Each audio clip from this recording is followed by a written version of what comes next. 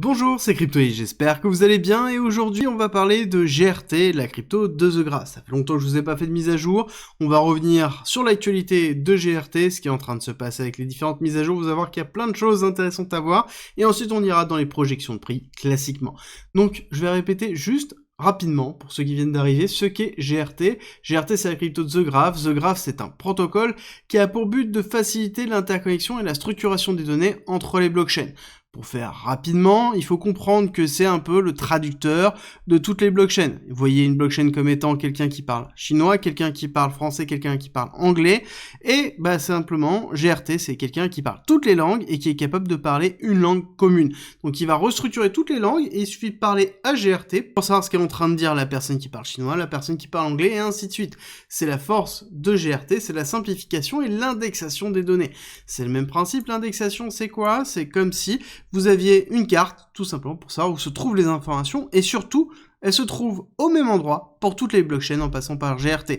Alors que, c'est comme toutes les maisons de toutes les personnes, malheureusement, c'est pas toujours le même agencement des pièces. Là, c'est le même principe au niveau des blockchains, sauf quand vous passez par GRT. Et là, vous vous dites, oui, mais ça sert à quoi en tant qu'utilisateur? Strictement à rien. Et c'est la force de GRT, ce n'est pas quelque chose qui est pour l'utilisateur, mais qui est vraiment pour les développeurs. C'est un outil qui permet de développer beaucoup plus rapidement. Ici, ça coûte beaucoup moins cher en développement, c'est résilient, et surtout, il n'y a pas besoin de gérer soi-même tous les serveurs pour structurer la base de données, la maintenance et l'infrastructure, etc. On passe directement par ce qu'on appelle les subgraphes et The Graph, donc qui sont des bouts de code et des structurations de The Graph qui permettent de pouvoir déployer toute la partie technique sans se prendre la tête. C'est vraiment la force de GRT, et c'est pas pour rien qu'ils ont 70 000 applications qui utilisent The Graph, donc c'est-à-dire une grosse partie des applications effectives.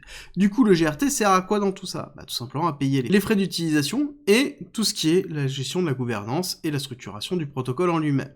Pourquoi on parle de GRT maintenant? Parce qu'on a eu une phase de descente qui a été très agressive au niveau du prix, on ira le voir tout à l'heure, mais surtout parce qu'on a pas mal d'actualités. On a eu une roadmap qui est très lourde, qui est du R&D, donc Research and Development, donc quelque chose qui n'est encore une fois pas pour le petit utilisateur que nous sommes, mais pour les développeurs en eux-mêmes, c'est beaucoup d'évolution et ça n'arrête pas là, ce premier trimestre.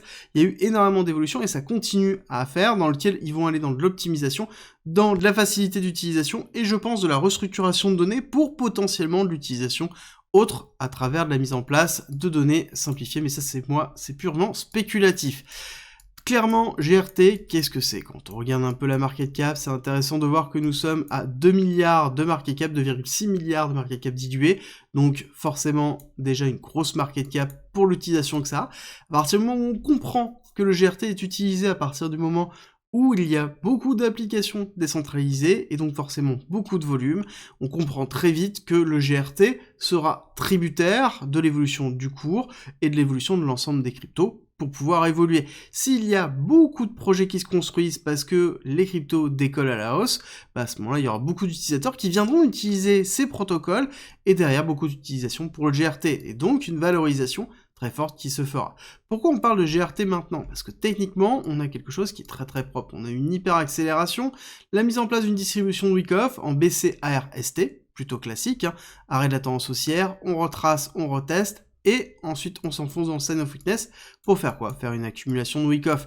Accumulation de Wyckoff qui a duré quand même très longtemps, de juin 2022 à la rupture avec le retest en décembre 2023. Donc une grosse phase de latéralisation dans laquelle il y a eu énormément d'opportunités pour accumuler, parce que nous avons eu plusieurs accumulations. Grosse accumulation de Wyckoff, petite accumulation de Wyckoff dans laquelle on est ressorti, on est allé faire un retest, faire une petite réaccumulation ici, avant d'avoir l'accélération haussière, et justement dans cette accélération haussière, ce qui est intéressant de voir, c'est que on a eu gros breakout, donc c'est-à-dire le mouvement qui a permis de sortir de la zone d'accumulation, on va retester cette zone d'accumulation, et ensuite on a une hypervalorisation, et on est encore dans quoi? Dans un retest. Ce qui est plutôt classique, encore une fois.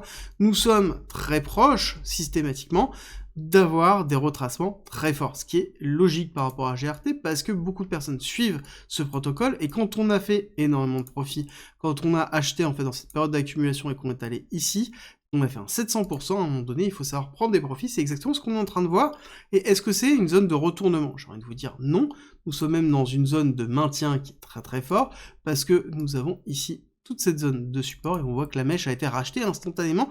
Il est possible d'aller retester les 0,20, les 0,25, mais dans tous les cas, c'est une zone de rachat qui va être très très forte pour justement le redépart de GRT. Qu'est-ce qu'on peut fixer comme target? Alors déjà forcément il va avoir le retest ici du ST entre les 1,20$ et les 1,40$, dans lequel on va avoir forcément beaucoup de mal à passer cette partie-là, où on va avoir beaucoup de prises de profit qui vont avoir lieu, et ensuite en target long terme, très long terme, avec grande vague 1, grande vague 2, on pourra aller chercher ici les 1,618 avec un GRT dans les alentours de 4$, 4,7$. Encore une fois, il faut prendre en considération que GRT est lié directement à l'utilisation des protocoles. Et si on arrive dans un monde de blockchain dans lequel il y a une interopérabilité structurelle qui se fait, c'est-à-dire que tous les protocoles utilisent un autre protocole pour l'interopérabilité, on n'aura pas forcément besoin de GRT, parce que justement, on aura le protocole qui fournira une structuration de données déjà identique. Et c'est là où il y a aussi une réflexion à avoir, c'est quelle est la viabilité de GRT sur le moyen long terme.